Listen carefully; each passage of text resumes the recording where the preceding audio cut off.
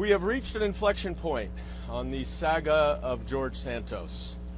Almost a year ago, the New York Times came out with a very detailed story about how Mr. Santos had lied about just about everything that he had represented to the voters of New York 3 about his personal history, his educational history, his employment history. At that time, I went and looked at his campaign finance disclosure reports and compared them to 2020, and there were glaring red lights blinking.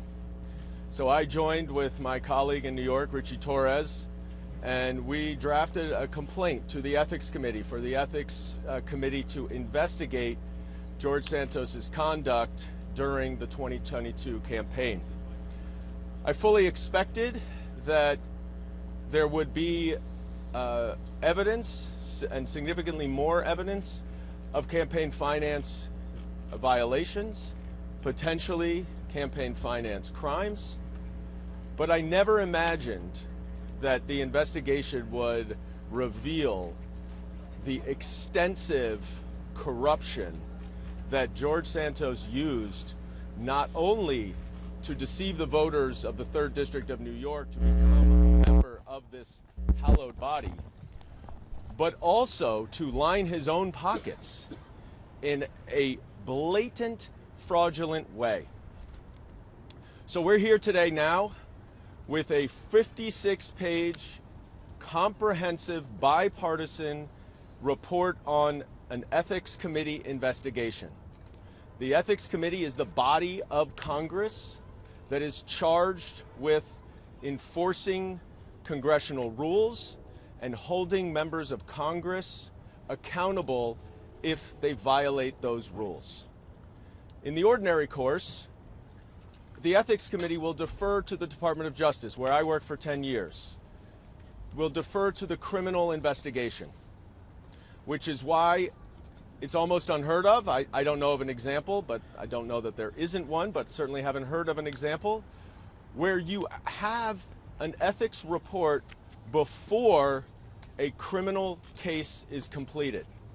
But because of the egregious nature of the allegations and the conduct, because George Santos admitted himself to so many different lies, and because George Santos's lies were designed to defraud and deceive the voters in order for him to be elected, unlike many other public corruption cases, the Ethics Committee decided to move forward before the criminal case was completed. George Santos was provided extensive due process during that Ethics Committee investigation. He was given the opportunity to provide documents. He did not. He was given the opportunity to come and meet and speak with the committee. He declined that opportunity. That is due process. This is not a court of law. George Santos's liberty is not at stake. And the concept of being innocent until proven guilty does not exist in the Congress of the United States. It is not sufficient to be a member of Congress simply to not be a criminal. Our standards for who should vote on critical legislation, who should see classified information, who should represent 776,000 Americans in this body, does not hinge on whether or not you're simply a criminal. The evidence is overwhelmingly clear that George Santos violated not only the rules of the House, but every moral standard that this House has ever had, and that the integrity and the reputation of this House are being denigrated every single day that George Santos is here. Today we are going to have a vote. It'll be our 3rd vote on expulsion.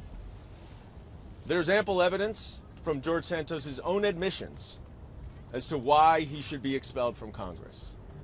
But there is no rational or reasonable American that can read that 56-page ethics report and not conclude that George Santos should not be a member of Congress. It is impossible for any objective, rational person to read that ethics report and think, yes, this should be one of the 435 people in this country who makes our laws. The Republicans have protected him for 11 months. Not because they agree with his conduct, not because they think he's an upstanding person, but because they have put their own political interests over the integrity of the Congress. Today is an opportunity for the Republicans to do the right thing. Or, once again, will they put politics over the American people? And I'm grateful today to have behind me several concerned citizens of New York 3, constituents of George Santos, who are here to talk about what a travesty it is that he has been representing them for 11 months and what a horror it would be if he continues to be their representative. George Santos has not represented the interests or the needs of the 3rd District of New York. And it is long past time that Republicans stand up for doing the right thing, not the politically expedient thing. So first I want to introduce Jody Cass, who can give some brief remarks about the perspective on the ground in New York 3. Jody? Oh, sorry. Good morning, everybody. First, thank you so much to Congressman Dan Goldman, Congressman Richie Torres, and Congressman Robert Garcia. Without you, I don't know where we would be. It's unbelievable to be an American without a representative that you can rely on in Washington for anything. So we have come to Representative Goldman, Representative Garcia, and Representative Torres over and over again, and they've always been there for us. So really, thank you so much. Yesterday, during the debate, we heard a lot about precedent. So we're here to tell you that George Santos's lies are indeed unprecedented. He has never represented the will of the people of New York 03. So folks are worried about, is there going to be a danger if we get him ousted, expelled without a criminal conviction? I would say it's far more dangerous to send the message to the American people that you can lie your way into Congress. You can perpetrate the largest election fraud on the American electorate ever, and then you should just go right ahead and serve in the highest bodies that are making the most consequential decisions about the American people. What does that tell other candidates? What does that tell our young people? Clearly, it is far more dangerous to leave him there. So how did we get George Santos? How did we in New York 03 end up with this charlatan, this liar, this criminal as our congressman? So if you go back and you look at the paperwork and you look at the emails and the texts and the press, you'll see it was actually a very conscious decision by the New York and the Nassau County political machine, the GOP political machine. And what I'm talking about here is Representative Elise Stefanik and GOP chairman of the party, the Republican Party, Joe Cairo. It's very clear that the knowledge about about Santos's frauds were known a full year before the election. There was plenty of time for them to choose a different candidate. You've all heard about the vulnerability study. That came out a long time before the election. What they should have done is look for a candidate with some integrity. But instead, Joe Cairo and Elise Stefanik decided to double down on this guy. And here we are, a year later. Yes, as Congressman Goldman said, everybody knows that George Santos does not belong in Congress. So how do we resolve this? We have been reaching out to our Republican leaders on Long Island and across New York State for 11 months to get their help. Congress, the House of Representatives, is run by Republicans. The only way we can get him out is if the Republicans decide it's time to get him out. So we've been in touch with Joe Cairo, we've been in touch with Elise Stefanik, we've been in touch with all 5 of the what are known as the vulnerable Congress members who came in as part of the freshman team with George Santos, and I'm talking here about Congressman LaLota, Congressman D'Esposito, Congressman Lawler, Congressman Molinaro, and Congressman Williams. They were all elected and they were put forward by the same corrupt political machine that put forward George Santos, and we have been trying to get them to do the right thing for 11 months. For 11 months, we have had a tremendous amount of lip service from these folks. So is today going to be different? Are we going to get more lip service from them? Are they going to say they want him out? They're going to say that he's unfit, that he's a stain? Maybe vote to expel him, but actually do nothing to get their colleagues to actually do the right thing and vote to expel Santos? If this vote fails today, it is an absolute reflection on Congressman LaLota, Congressman D'Esposito, Congressman Lawler, Congressman Williams, and Congressman Molinaro. And what it speaks to that to is their weakness, their inability to get their colleagues to vote to expel this charlatan. It is so clear that if they can't do this, what can they do for their constituents? It really begs that question. So what we're looking for them to do is to tell the leadership right now, they should not be having their Starbucks. They should be taught in the leader's office right now, telling them that if they don't get George Santos out today, if they don't get the Republicans to vote out George Santos today, that those 5 will actually no longer vote in lockstep with the Republicans' agenda and hold them hostage until this is done, and this is done right. So with that, I thank you all. I'm going to turn this over to my friends, and I didn't actually say, let me tell you first quickly what Concerned Citizens of New York 03 is. We are a nonpartisan ad hoc group that came together in January. None of us knew each other. We were just joined by the hip because we were so outraged and disgusted by having George Santos represent us. And so I'm from Great Neck. I live in the district over 30 years. We're going to hear now from Kim Kaiserman, who is from Port Washington and has also been in the district quite a while, and was also on our steering committee. So Kim. Thank you, Jody, and thank you to Congressman Goldman for the opportunity to be here today. As Jody said, my name is Kim Kaiserman. I'm from Port Washington. I have lived in the district since 2001. When our organization, Concerned Citizens of New York 03, first came together 11 months ago, the Santos story was big news.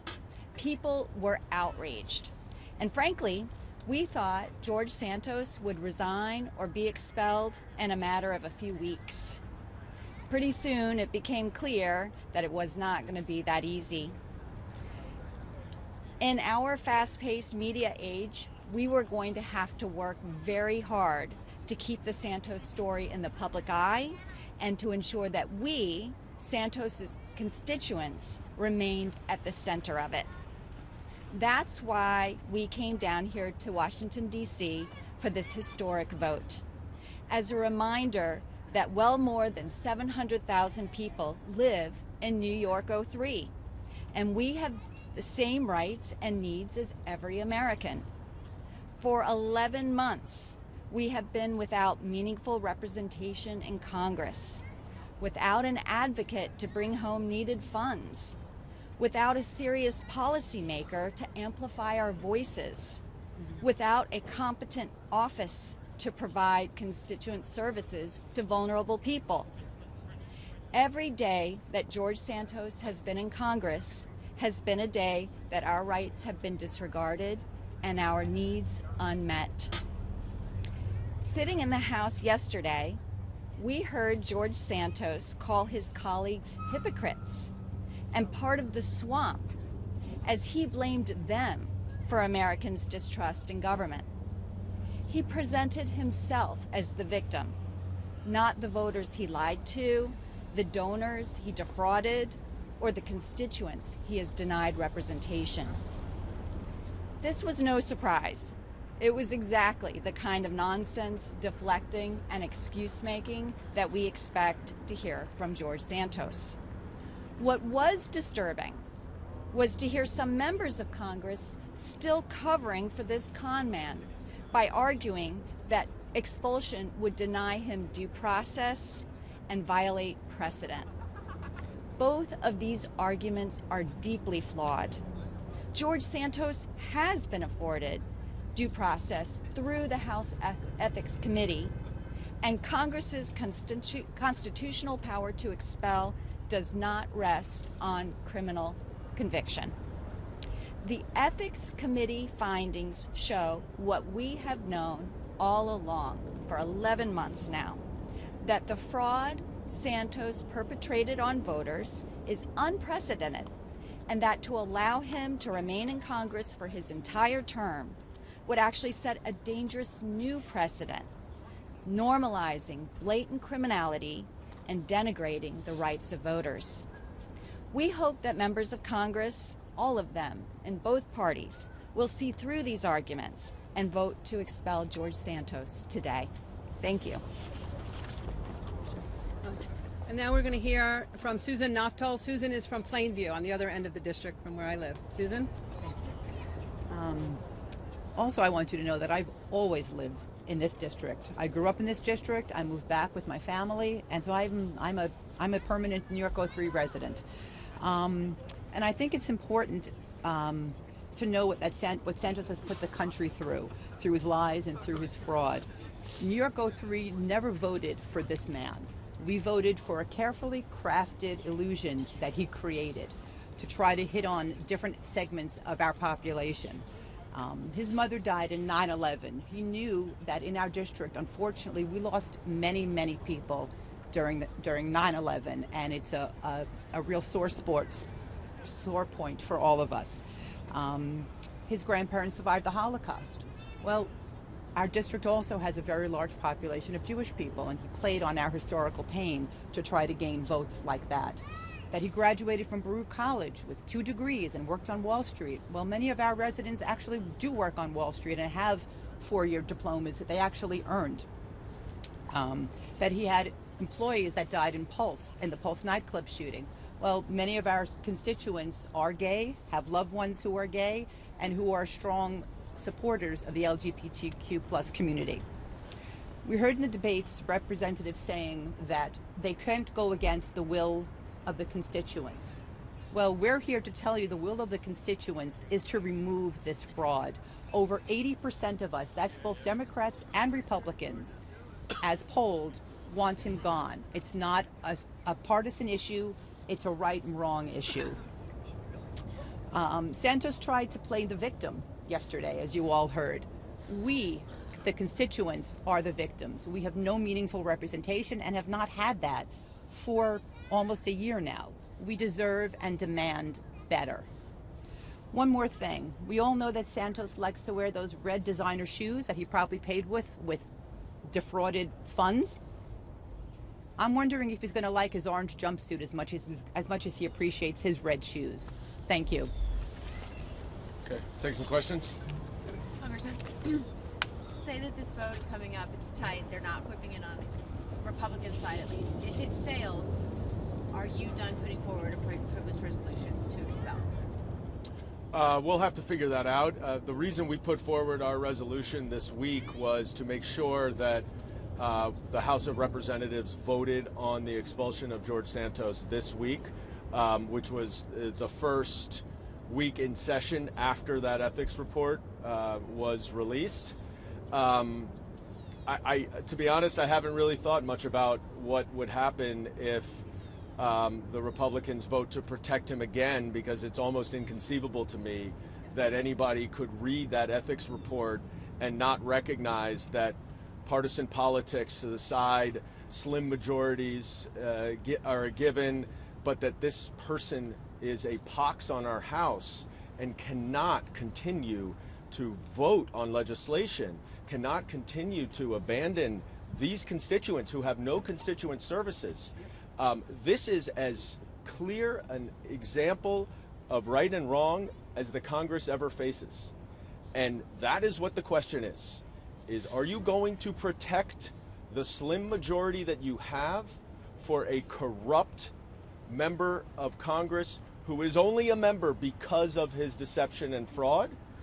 Or are you going to recognize that the reputation, the integrity of the Congress of the United States is more than one more vote on your majority, and that we have to set a standard of who we allow ourselves to be associated with, who we allow the American people to depend on, who votes on critical legislation that affects 330 million Americans. This is not a political game, but this entire year, the House Republicans have played politics only. They have gotten nothing done. They have done nothing for the American people. And now, if they don't vote George Santos out, they are admitting that they are purely a partisan, political animal interested solely in power and not interested in the American people. Congressman, how confident are you that this vote to expel George Santos will go through today? As I said, if I just look at the facts, I can't imagine how anyone would not vote to expel him.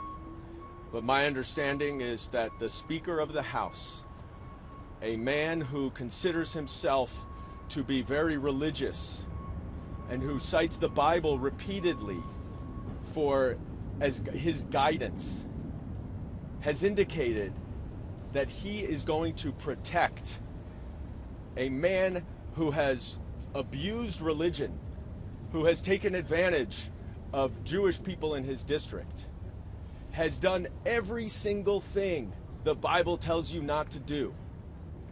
And yet for his own power, not because of whatever integrity he may have, the Speaker of the House is going to vote to protect George Santos? Is that for real?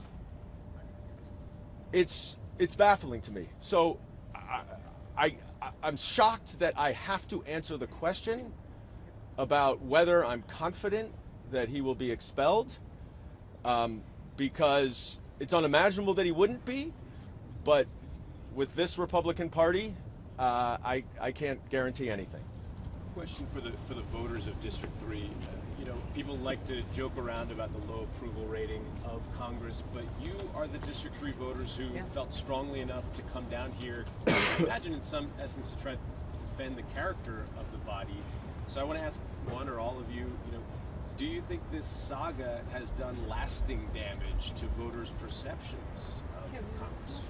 I really do. I think. To the mic. I'm sorry. Come to the microphone. I think that this is exactly the kind of thing that breeds cynicism and erodes democracy. That's a big part of the reason that I got involved in this. As I said, I actually thought, maybe naively, that it would be a few weeks, that we would kind of make a ruckus and say this is not acceptable to us, and people would listen. And we actually thought maybe George Santos would listen and resign. So I think it does lasting damage for not just this one man, but such a large group of people to be so callous about our interests and rights and needs and allow this to go on for 11 months. I really hope it'll end today, but even if it ends today, there needs to be a reckoning about the 11 months. I would just add, I think Kim makes a really important point. Democracy's under attack by the Republican Party. We see it with Donald Trump. We see it with his authoritarian desires. If George Santos is allowed to perpetrate a fraud on the voters as he has by the Republican Party, then that is significantly undermining our democracy. That is laying a terrible precedent and a terrible foundation for what our democratic government looks like. And this is a big, big vote today. This is a vote about whether or not you believe in American democracy or whether or not you believe in cynical partisanship. Last question. Congressman, if this vote does go through and Congressman Santos is removed, do you know if this is going to be an immediate removal? Will he instantly be taken out of his office? And then I also just want to get your thoughts on, if it does not go through, what do you think this does for Congress itself over the next year until he's out? Yeah, my understanding is if he is expelled, he's gone. And so there will then, the governor of New York then has 10 days to set an election, a special election within the following 70 to 80 days. So there will be a special election at the end of February. The county committee chairs will choose a candidate for the Democratic Party and the Republican Party. If the vote, look, the Republican Party is so dysfunctional, it's hard to imagine that they could stoop any lower. The legislation we have had this week is so inconsequential when we're dealing with a war in Israel, a war in Ukraine, a humanitarian crisis in both. We're dealing with threats from China. We're dealing with the fact that we haven't funded the government for the next fiscal year, and they haven't brought a single appropriations bill to the floor this week. They can't even agree amongst themselves. So is this going to have an impact on the Republicans' dysfunction? Probably not, but it will have a significant impact on the integrity and reputation of the Congress of the United States that will last a lot longer than this particular Congress. Thank you all for coming.